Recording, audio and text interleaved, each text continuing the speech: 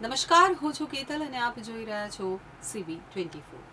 અમદાવાદના નવરંગપુરા વિસ્તારમાં રહેતી એક યુવતીને ડેટિંગ એપ ઉપર લગ્ન માટે લલચાવી ક્રાઇમ બ્રાન્ચના સાયબર સેલના નકલી PSIની ઓળખ આપી અને ₹80,000 પડાવી લેવાની ચોંકાવનારી ઘટના સામે આવી છે।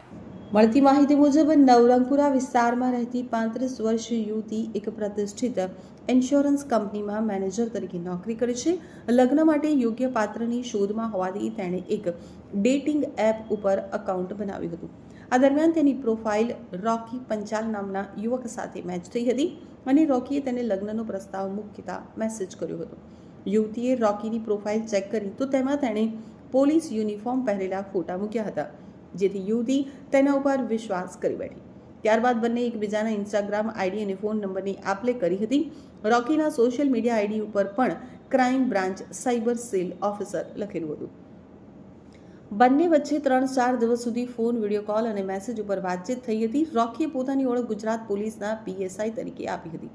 16મી મેના રોજ રોકી યુવતીને મળવા તેના ઘરે ગયો। ત્યાં જઈ અને તે ભાવુક થઈ અને રડવા લાગ્યો હતો અને કહ્યું કે મારા વતનમાં મકાન બનાવવાનું કામ ચાલુ છે અને હાલ અચાનક પૈસાની ભારે જરૂરિયાત ઊભી થઈ ગઈ છે।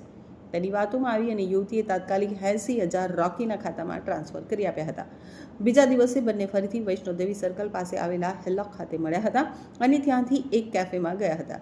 ત્યાં રોકીએ નવો દાવ ખેલતા કહ્યું કે મારે પોલીસ ડિપાર્ટમેન્ટના ઓફિશિયલ કામ માટે તાત્કાલિક 2 મોબાઈલ ફોનની જરૂર છે। તેણે મોબાઈલ ખરીદવા માટે વધુ 60,000ની માંગણી કરી હતી। જોકે યુવતીએ રોકડા પૈસા આપવાની ના પાડતા રોકીએ લોન ઉપર ફોન ખરીદવાના બહાને યુવતી પાસે તેના આઈડી પ્રૂફ તરીકે આધાર કાર્ડ અને પાન કાર્ડની માંગણી કરી હતી।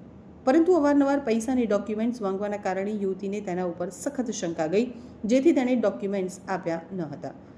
તો યુવતીએ પોતાના સ્તરે ગુપ્ત તપાસ કરાવી તો સામે આવ્યું કે રોકી પંચાલ નામનો કોઈ વ્યક્તિ પોલીસમાં નોકરી કરતો જ નથી અને તેનું અસલી નામ હિમાંશુ પંચાલ છે।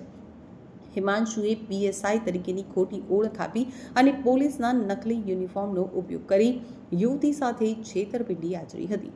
આખરે પોતાની સાથે વિશ્વાસઘાત થયો હોવાનું જણાતા યુવતીએ નવરંગપુરા પોલીસ મથકે ફરિયાદ નોંધાવી છે। પોલીસે હિમાંશુ પંચાલ વિરુદ્ધ ગુનો નોંધી તેને ઝડપી પાડવા માટે ચક્રો ગતિમાન કર્યા છે।